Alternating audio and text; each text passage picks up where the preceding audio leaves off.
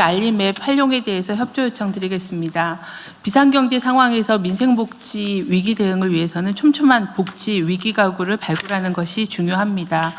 빅데이터 시스템으로 위기가구를 선별하는 기존의 공적 발굴 체계 이외에도 정부와 민간이 적극적으로 참여해 현장에서 추가 발굴하는 노력이 중요합니다. 복지부는 누구나 신속하게 복지 위기를 알릴 수 있는 복지 위기 알림 앱을 운영 중에 있습니다. 경제적인 어려움 등을 겪고 있는 본인은 물론 이웃 등 주변의 복지 위기를 앱으로 알리면 관할 읍면동으로 통보가 돼서 대상자를 신속하게 확인 상담하여 필요한 복지 서비스를 연계하게 됩니다. 각 부처에서는 민생과 밀접한 업무를 수행하는 교직원, 이통장, 검침원, 상담사 등의 담당자와 소속 산하기관, 협회, 단체 등의 복지위기 알림 앱을 활용하도록 안내해 주시기를 부탁을 드립니다. 비상경제 상황에서 주변의 어려운 분들을 살피고 지원하기 위해 각 부처와 유관기관의 적극적인 협조를 부탁드립니다. 네, 다음 문체부 계속해서 해주시죠. 네, 문체부 장관입니다.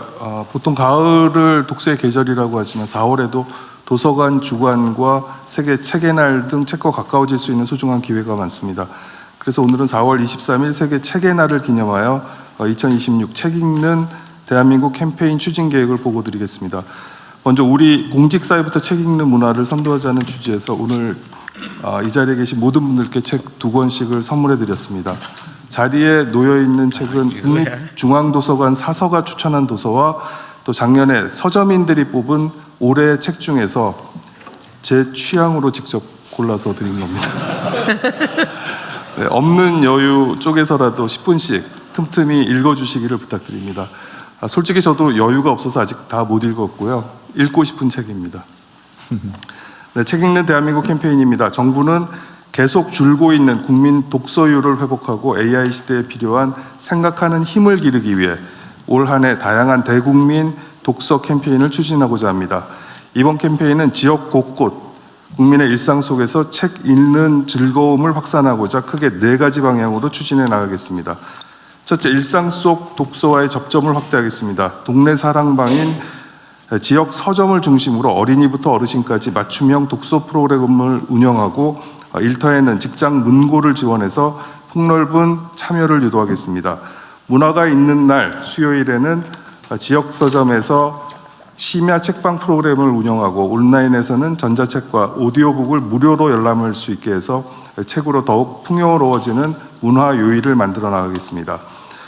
둘째, 국민 참여형 독서 챌린지를 운영하겠습니다. 다양한 독서 미션을 수행하거나 서점, 도서관 등 독서 명소를 방문하면 포인트나 혜택을 나눠드립니다. 셋째, 계절마다 지역마다 특색 있는 프로그램을 운영해서 테마별로 독서의 즐거움을 채워나가겠습니다. 가령 춘천에서는 남이섬 책나라 축제와 연계한 북캠프를 열고 안동에서는 한옥 숙소에서 오디오북을 들으며 산책하는 프로그램을 준비하고 있습니다. 넷째, 민관이 협력해서 홍보를 강화하겠습니다. 각계 저명 인사들을 캠페인 파트너로 모시고 SNS를 통한 릴레이 공유로 국민적 관심을 높이고자 합니다.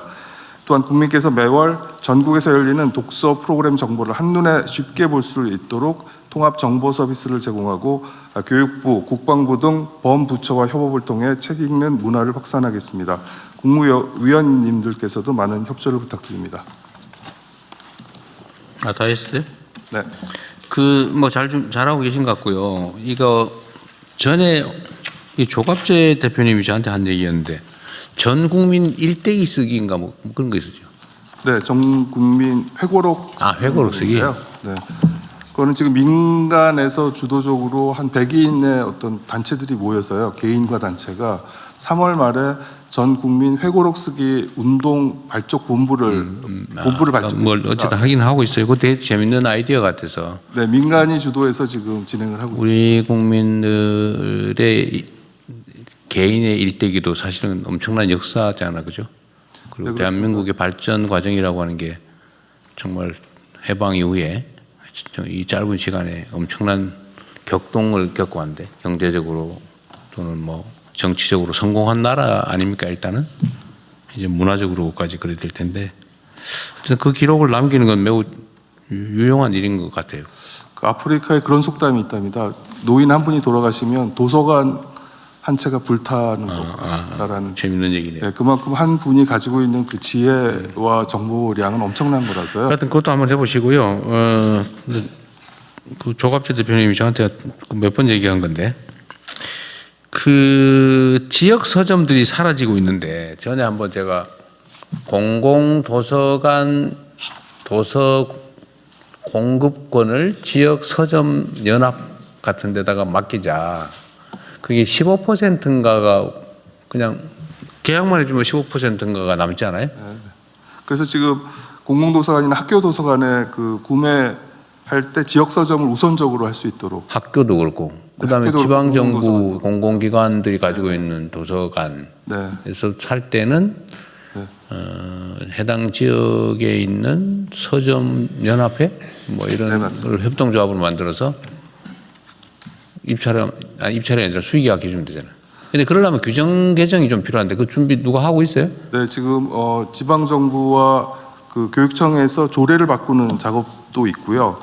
또 하나는 뭐 조례 뭐 그냥 법으로 바꿔주면 되지. 행안부랑 같이 하고 있는 거는 일단 수의계약 지침을 바꿔주면 돼요. 네, 지방계약 예규를 개정하는 작업을 하고 있습니다. 네, 그래서 그거 바꾸고 1억 원 미만이면 지역 서점만 참여하고 수 있고 1억 원 이상이면 지역 서점은 1점의 가산점을 주고 뭐 이런 형태로 좀 혜택을 부여해서 지역 서점들이 적극적으로 참여할 수 있도록. 근데 뭐 왜 그걸 1억으로 제한해요? 그 웬만한 저 공공도서관은 연간 뭐 몇십억씩 몇 억씩 되는데. 아니요. 1억 미만일 경우에는 수의계약이어서 지역만 참여할 수 있고요. 1억 이상이면 공동 입찰제인데 그게 아니 서점은 책 공급은 입찰이 의미가 없는 게요. 네, 그게 정가 대비 저기 공급 가격이 딱 정해져 있잖아. 정해져 있습니다. 그럼 뭘 입찰을 해? 그 자재? 자격 심사를 자격? 하는 뭐 자격이 뭐야? 그 책 공급할 서점하고 계약해서 우리 도서관이 뭐저 땡땡책 몇 권, 땡땡책 몇 권 필요하다 이러면 그거 해당 서점에 연락해가지고 땡땡 몇 개 해주세요 이거 하는 건데 가격도 딱 15% 정해져 있고. 근데 뭔 입찰을 하지? 출신 가지고 하나? 아니면 나이 가지고 하나? 뭘로 해? 그래서 이상하다는 거예요.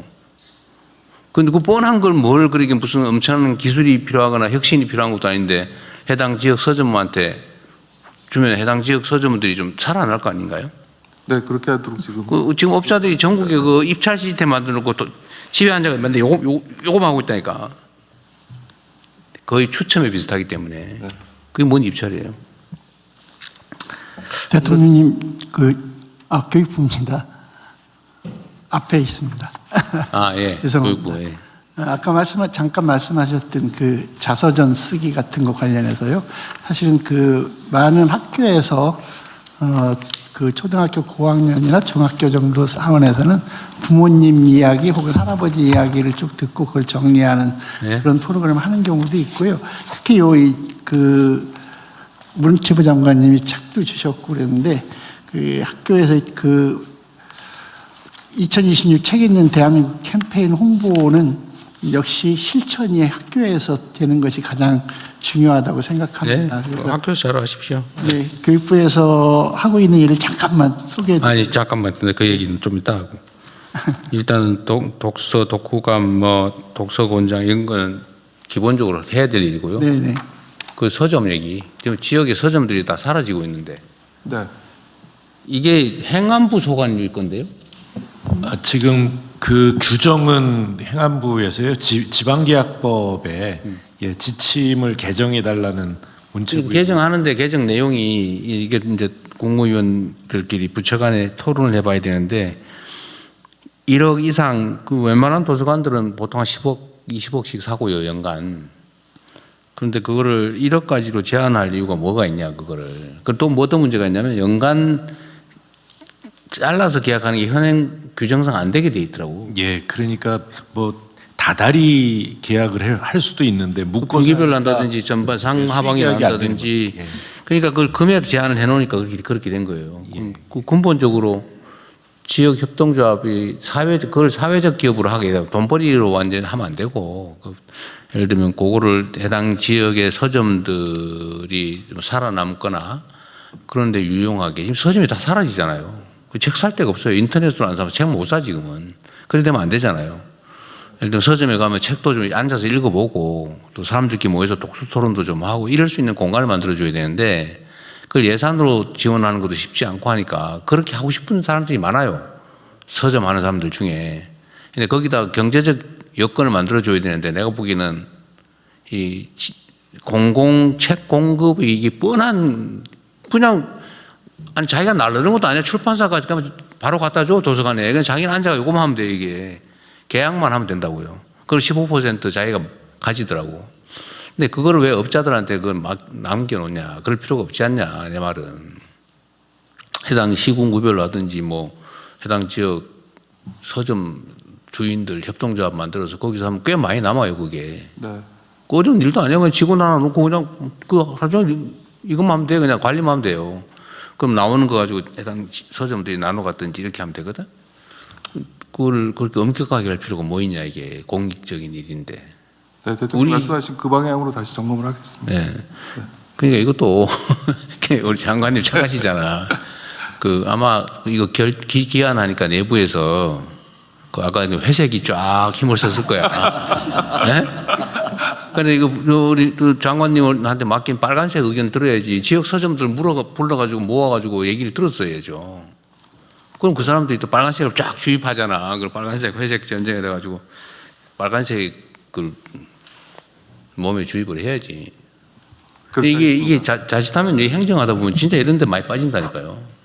진짜 논리가 그럴듯해 아주. 그 잘못된 것도 아니고 당연히 그렇게 할 수도 있고 그게 또 바람직한 경우도 있는데 우리는 혁신을 해야 되잖아요. 더 나은 상황을 만들려면 기존의 것을 바꿔야 돼.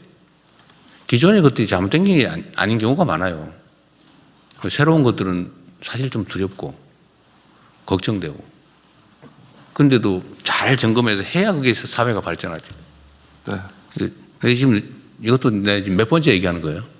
왜냐하면 이게 상징적인 의미가 있어서 그래요. 뭐 안 된다는 이유가 많아. 하다 보면 뭐 이래서 안 되고 또 다음에 요거 해결해 놓으면 다음에 또 저래서 안 되고 또 다음에 또 이래서 안 되고 막 하다가 나중에 지쳐가지고 그래 네 맘대로 해라 이렇게 되거든.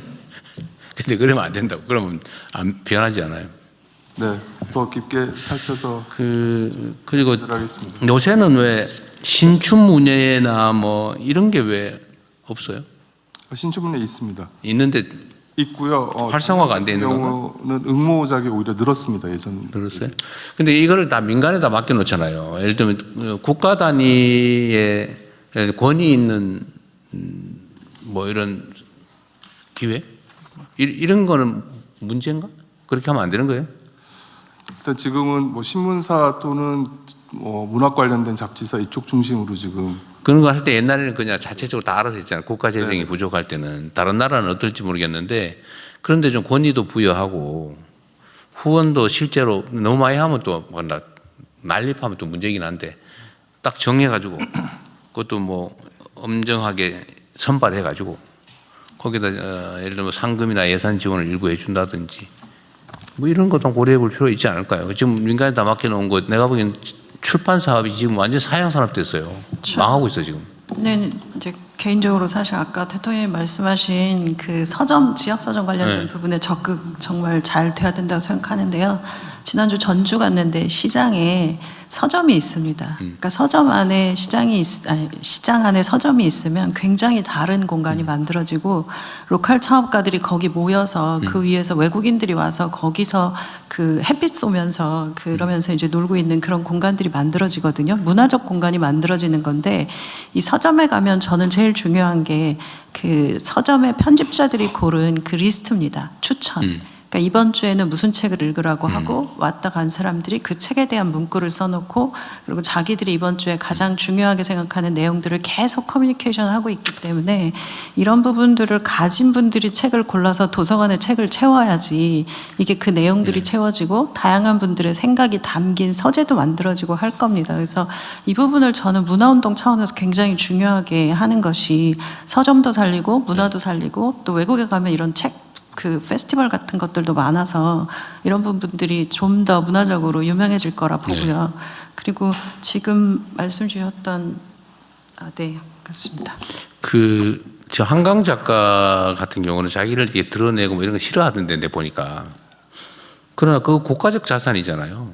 예를 들면 한강 작가 이름을 좀 빌린다면 좀 그렇고 그 선발전이나 뭐 이런 것도 좀 해볼 만하지 않아요?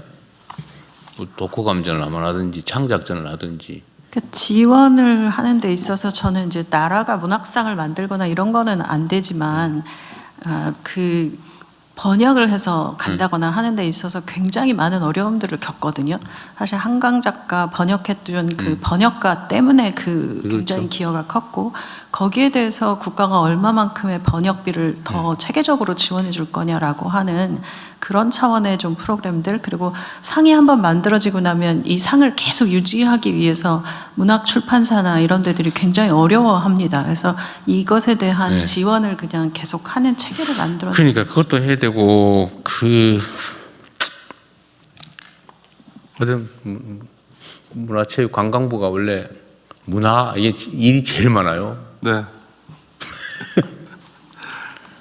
지금 그 스토리 발굴이 정말 중요해져서요. 네. 하나의 스토리가 만들어지면 계속 다른 분야로 뭐 웹툰이든 그렇죠. 영화든 드라마든 계속 펼쳐지고 있기 때문에 그런 것의 원천적인 어떤 의미로서의 이런 신춘문예나 혹은 네. 스토리 발굴은 계속 지금 활성화되고 있습니다. 하여튼 국내에 예를 들면 창작 뭐 선발전이랄까 하여튼 이런 게 옛날에는 눈에 많이 띄었는데 지금 눈에 잘 안 띄고 뭐 다른 이유가 있겠죠.